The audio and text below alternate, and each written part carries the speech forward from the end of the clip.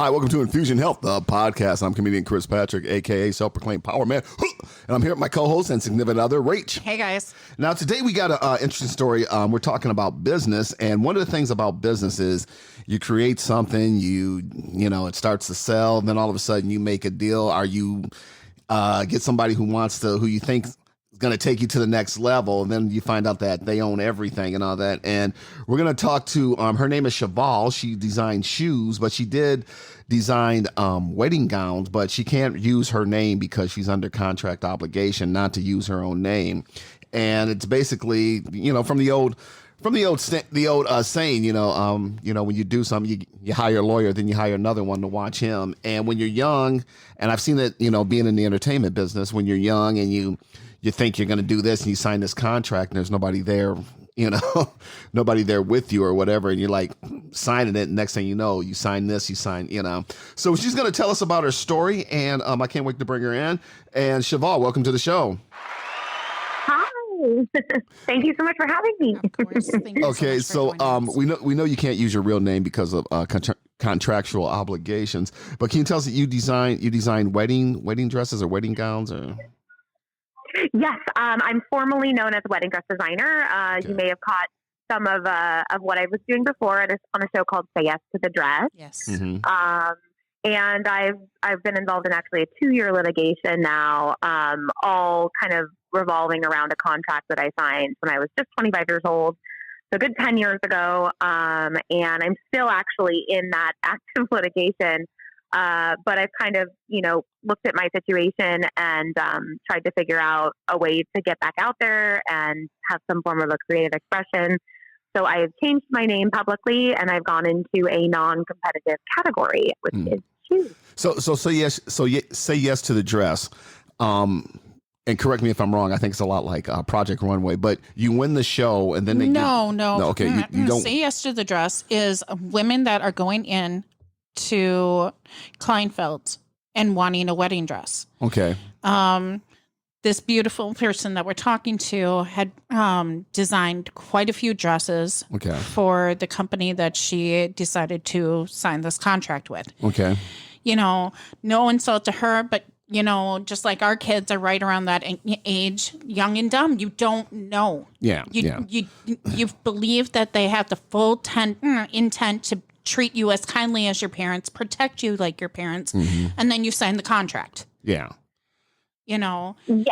In my situation, it was also too, I was afraid to, be combative. And I think I speak for a lot of young designers and just young creatives out there that want the opportunity and they see it as their dream job. And if they push back, or try to negotiate on their own behalf, somebody else will get the job, So in my situation too, it was just, something that I was hopeful for. And there was maybe a part of me that always felt like I could always provide great value. And at some point I would have a contract that reflected my, contributions in that sense. So, So hold on. When you signed the contract, sorry, Rach. So when you signed the contract, did you have a lawyer look at it first, or? No, I signed it at 25 without a lawyer. Okay. And my question is, how much of it was played into emotion, right?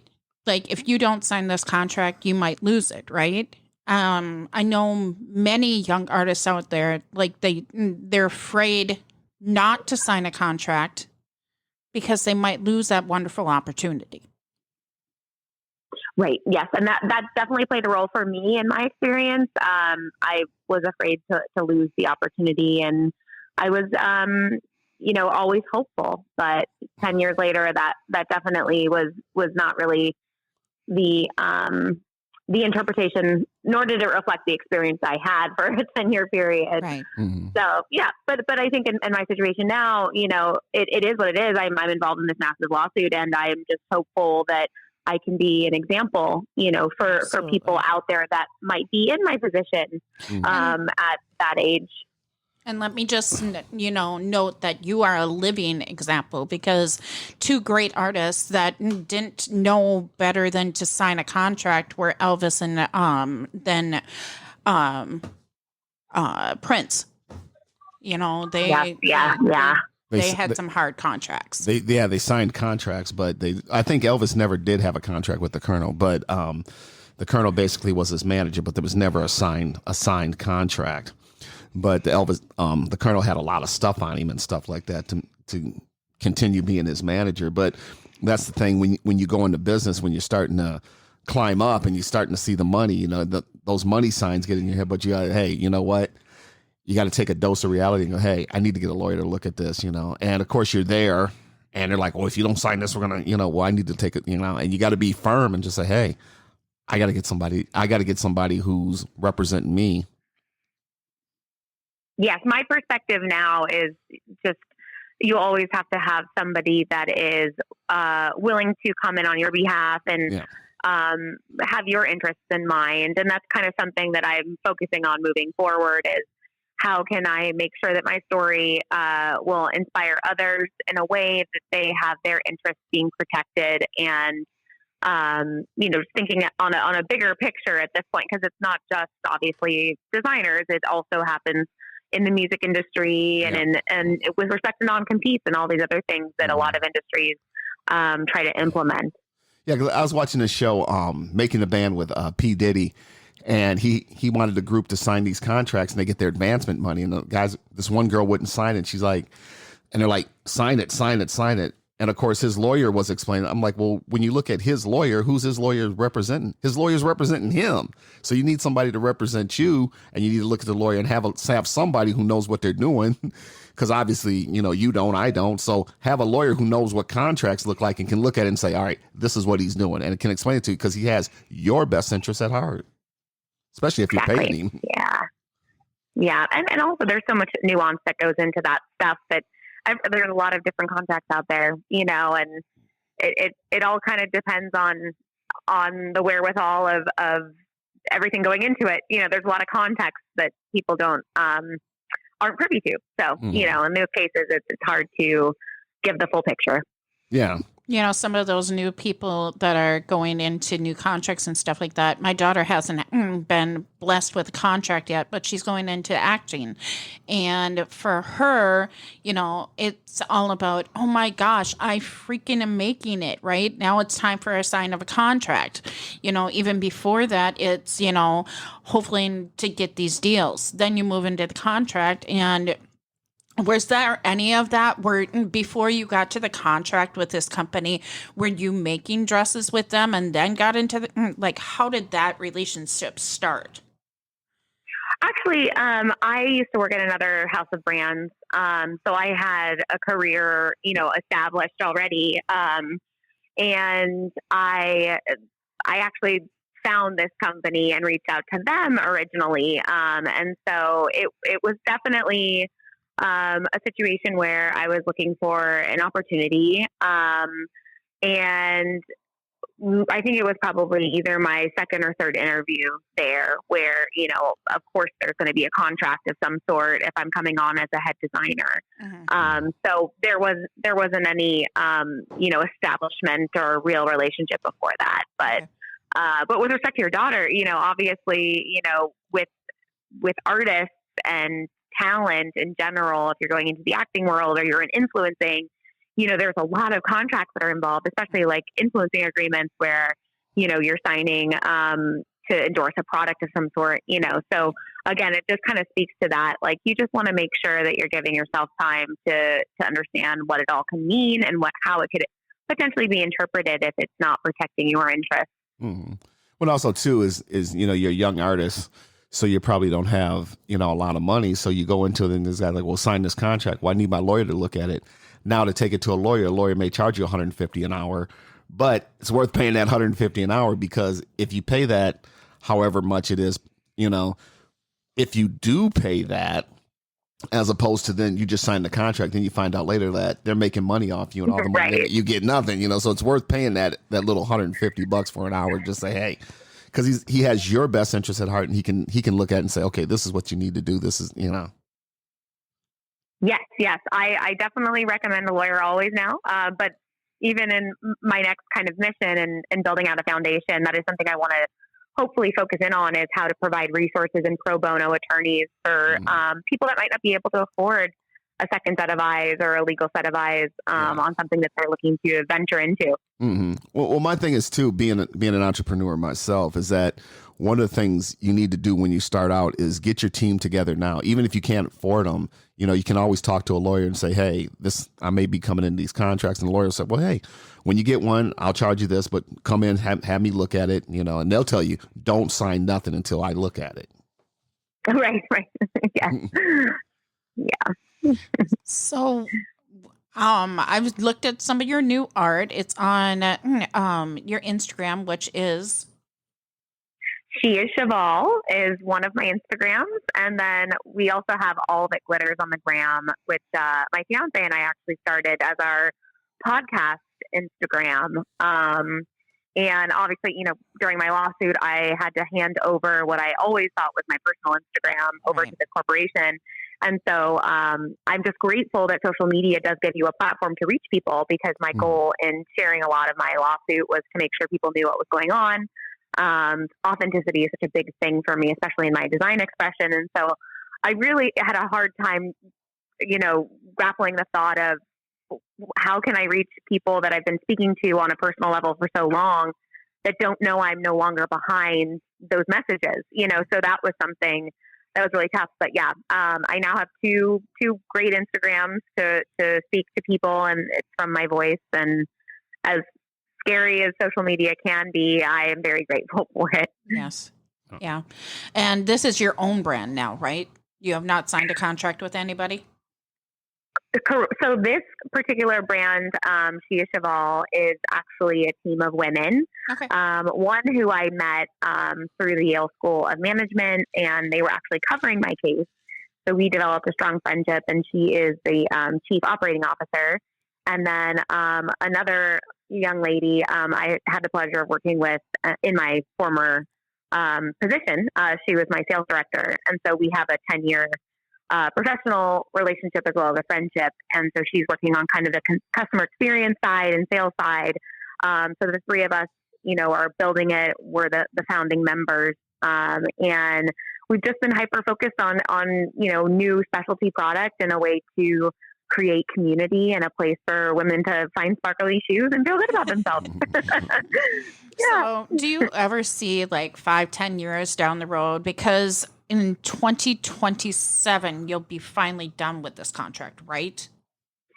So my contract actually ended on August 1 of this year. Okay. And, up until that time, I was very much under the impression I would be able to go back into bridal as long as I didn't use my name.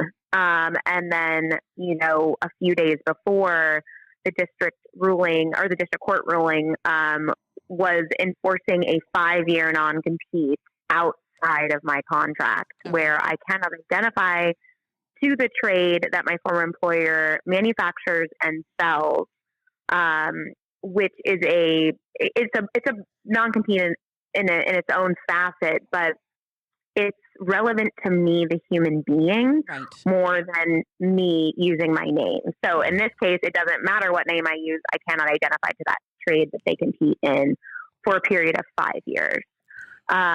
So if this is outside of the contract technically, but it would be until 2027. So while I'm not under contract with them anymore, that is the restriction that's currently on me. So is it possible you could get like a friend and start the company under her name and you just work behind the scenes?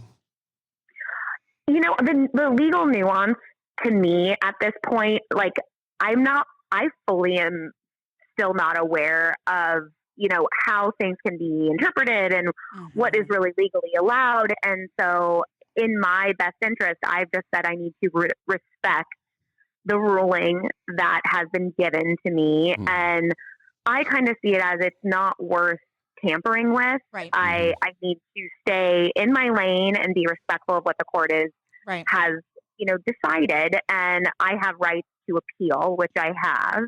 And in the meantime, for me, I think it's in my best interest to really focus on something that is non-competitive, that really falls in this category where I know I'm doing the right thing. And that's kind of just been my guiding light. But of course, there's been, talk and thought like, oh, how could I potentially still do what I think has always been my greatest gift, but if I have to wait 5 years, I will wait 5 years, so it's kind of, yes, it's one of those interesting things. But I also think, again, like this particular provision, is something that I want people to know about because this can happen. Mm-hmm. And in this case, it's another, I can be that example of beware. And like this is why you want to make sure that you know exactly what's going into something or how it could potentially be interpreted later on. Mm. And that's the thing with signing contracts. Because I was watching the Playboy docuseries, behind Playboy, and here you had girls that were naked in bathtubs and stuff like that. They're getting ready to shoot them, and all of a sudden the guy comes, here, sign this, and of course you're going to sign. Yeah, this she's in the bathtub. Yeah. Oh, and it's like, and it's like you're not thinking lawyer and all that. I got the lights are on, the photographer's ready to shoot me. All of a sudden this contract comes to me. Here, sign this. Yeah. Yeah. And I would say for you, just asking, is it emotional, right? You don't want to lose your art because I know a lot of people step away from all that when something goes sideways, that you don't want to lose your art. But right now, you're just building on something beautiful. It might not be bridal, but your shoes are dynamic. And, and, you don't want to lose that art. You don't want to step away. Yeah. It's given me some time to really marinate. I've been in this lawsuit for almost 2 years now. And one thing that I'm really grateful for is that it's made me really be there's a form of self-assessment that comes with all of this. And I do identify as a very creative person. But the reason it's so important to me is because there is reciprocation. Like that's such a big part of it for me is like who on the other end is connecting with me and appreciating this. Mm-hmm. And while it was devastating, to not be doing what I've trained my whole life, my education, all my industry experiences, right. I still can do something that feels like I can connect with another individual through an artistic expression. And so that's where my focus has gone now. It's that, I can see the silver lining in that. And also, this is an opportunity for me to reach even more women because with shoes, it's a broader category. It's in the sense of wedding dress design, it's usually a woman that's engaged, and in this case, it's anyone can wear shoes. So I do love that. It's a product line that carries you places, and it's given me a new perspective on how I identify, of course, and then how I can still relate to people in a meaningful, hopefully encouraging way. Mm-hmm. And what I see for you is, you're building off shoes right now, which is a safe zone for you, but also a building out experience for other people, even a building out experience for you because now you're not in bridal. You can, and maybe in the future, bring it to other dresses or other pieces of clothing that match with these shoes and start having this relationship with these other women that you never thought you would have. Yes, absolutely. Absolutely. I always joke or make a lightheartedness about it that when life gives you lemons, you make lemonade. And in my case, life gave me lemons and I'm not allowed to make lemonade. So what do I do with these lemons? So it's been a very interesting journey, but being where I am right now, while I'm not on the other side of it, by no means, I definitely feel a much more profound sense of purpose. And I think the support system has been very rare in that, I've had these incredible people that have stood by me through it and just, they genuinely want to see good things happen for me. And I think that is such a blessing because with so much of this world being divided and just people tearing other people down, I have this amazing community and it's inspiring every single day. And it's it gives me a good sense of responsibility to not feel negative and want to get back out there somehow. Right.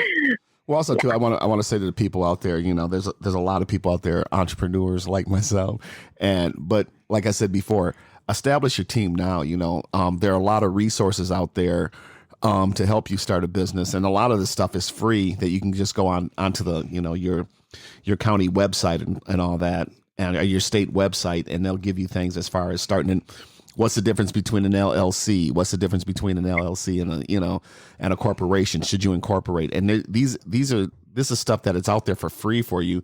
But also to talk to other entrepreneurs and say, hey, who's your accountant? Who's your lawyer? Who's, and start networking out there. But do that now before you start, because when the contracts do come in, you got somebody to go, hey, I need this person to look at it, and you're aware. And that's the most thing. It's just being aware of what's going on, as opposed to this guy's going to I signed a contract with this guy, I'm going to make millions of dollars. And then all of a sudden you're like, I don't own any of this. And the little money I make, he's going on to make billions or millions, Mm-hmm.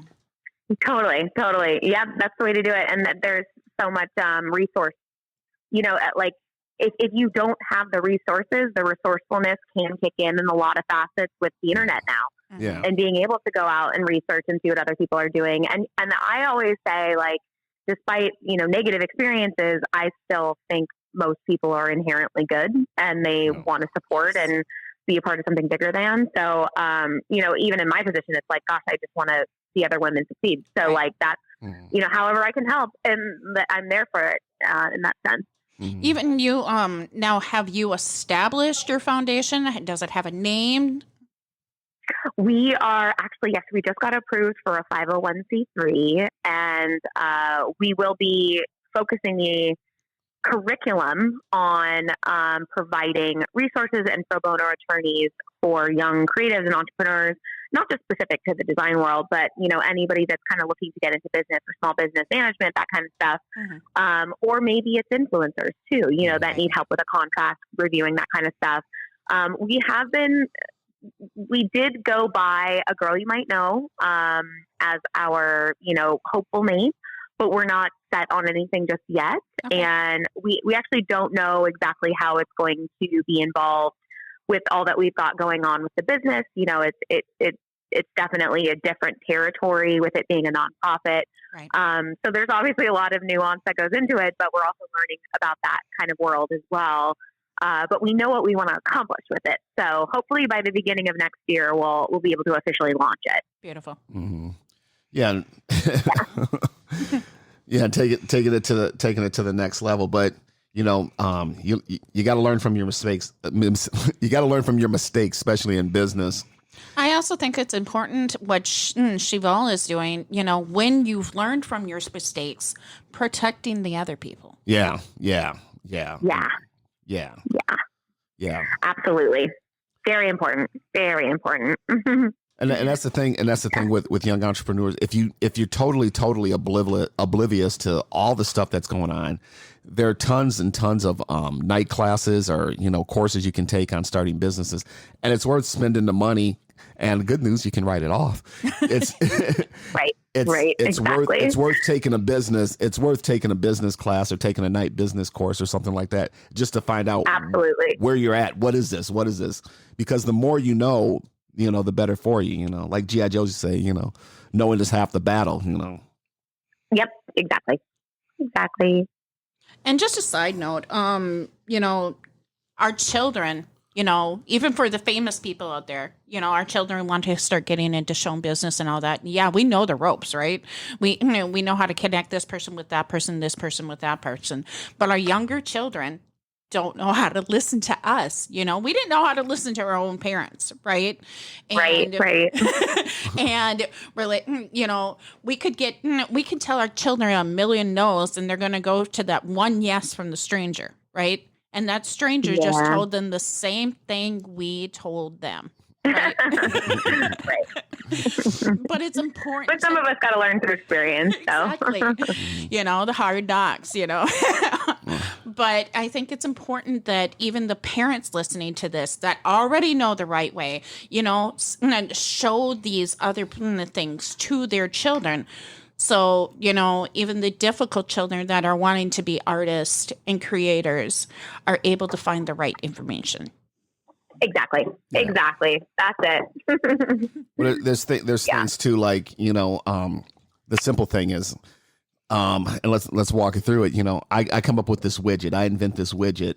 And I go get a patent. Now, going and getting a patent is good. That means nobody else can copy it. But that patent's only good for 7 years, where I come up with something where I can say, hey, everything inside of it, I'm not going to patent. I'm going to trademark to me to where nobody can. So, and these are just little things you learn as you go along, and these are things that it's worth knowing too. Absolutely. Yeah, because you start out something like, oh, I'm going to get this patent. Okay, 7 years now, somebody goes into patent, starts copying your product. Now you got competition. Like I said, if you have a formula or something like that, it's also good. Well, I can trademark this formula. That way it's mine and nobody can use it. Because it's trademarked under me. And these are things that a class or people will teach you as you go along to know, hey, you're probably better off doing this or doing it this way. Right. Yep. Absolutely. So through this, what is the strongest lesson that you have learned? Strongest lesson I've learned. I don't want to quote, I don't mean to quote somebody else, but I would say that adversity and challenges and stress and these things that feel like setbacks are most likely the stepping stones that's going to take you to a higher level of meaning and mission. And, not to say that like, oh, you've got to go through some, horrible thing to come out the other side. Yeah. It's more that like, how you react to things and how you see it as an opportunity as opposed to like a downfall can really make a difference in your life, and perspective and the way that you really see something is so important. Because it's like you're not a victim of your circumstance. These things can happen and it's devastating and it can really take a toll on you. But ultimately, you still have your own inner power and your superpower to respond to these things is where the magic is at, I think. Mm-hmm. I just speak from my experience, of course, but that would be my message to others, and that like it can feel so debilitating at times. But, staying true to your North Star and finding a new way or just embracing a new chapter can be a beautiful blessing in itself. Mm-hmm. And I would just say, knowing the business and knowing the business world and learning about this stuff. Yeah, oh, absolutely. Because it's not just business oriented, of course, or it can also be like something in your life that you're battling or you're going through. And there's a lot of different ways to interpret it, but that's also why She is Cheval has become such an important message in itself is that, she is fierce, she is overcoming, she is a work in progress, no matter what she is, there's a self-awareness to it. And there is that next big step you have to take in manifesting your own destiny.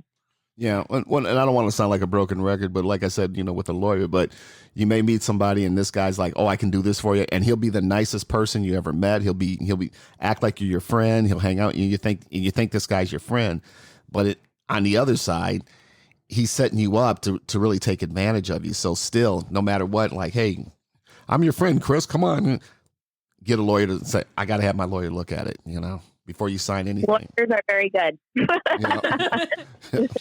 I would always recommend hiring a lawyer. Yeah. Because this guy or girl may come on and want to be your best friend and act like your best friend and say they got your best interest at heart when they really don't. Right. Definitely a good lesson to learn, but a hard one and a long one. I went the long way. Yeah. The reason why I found your story, Cheval, was because, me and Chris are getting a little bit more serious about getting married. And I started looking at your wedding dresses because I always appreciated them. And I was like, oh my goodness, this happened to my designer, right? And when I was talking to Chris, I'm like, I'm going to freak out. But, it was such a great conversation having this with you, and knowing your truth. And, the last bit of information I want to leave you guys with, me and Chris have been together for almost 10 years. And when we get married, we're signing a prenup. We have complete faith in each other, but you never know. Well, like they said in The Godfather, it's the famous line, it's nothing personal. This is business. Well, I respect that a lot, and I would also agree with that in the sense of like if you have nothing to worry about, then you have no problem coming up with some kind of arrangement that in the worst case scenario, if something happens, you're both protected. Right. Yeah. There's nothing wrong with that. So Yeah, good for you guys. Well, I'm excited for you. Maybe by the time you're ready, I'll be able to design again. We'll see. Well, that's the thing I see on TV and stuff. The guy doesn't want to sign the prenup and all that, and it's like, okay, love is love, but business is business. It has nothing to do with I'm not I love you less or anything like that, but this has to do with business. This is business. This is money. This is something else. Mm-hmm. Yeah, and you do look at it in terms of protection, in the sense of just let's do this the best way we know how. Yeah. Right. Oh. Well, we've come to our end. Thank you so much, Yuval, for sharing your story. And can you give us you got a website or if somebody wants to learn more or anything like that, or where they can go to on the line? We just launched our website. It's sheischeval.com, and I've got my She Is Cheval Instagram and all that glitters on the gram. Those are the best places to find me at this point. But yeah, thank you so much for the chat and for your kind support and being willing to, the willingness to share my story. And can you spell C.A. Cheval so people know? Oh yeah, she is, so like a phrase in itself. She is cheval, and then cheval is Cheval, and it's the French word for horse. Okay. She is cheval. Okay, She Cheval, and that'll be in the show notes. That'll be in the show notes, and I'll let Rach close us out. All right, you guys. History is born on lines of hate. On here, we are trying to build lines of love and make you guys your best creative self, even with lawyering it up. Talk to you guys later. Bye. Take it easy.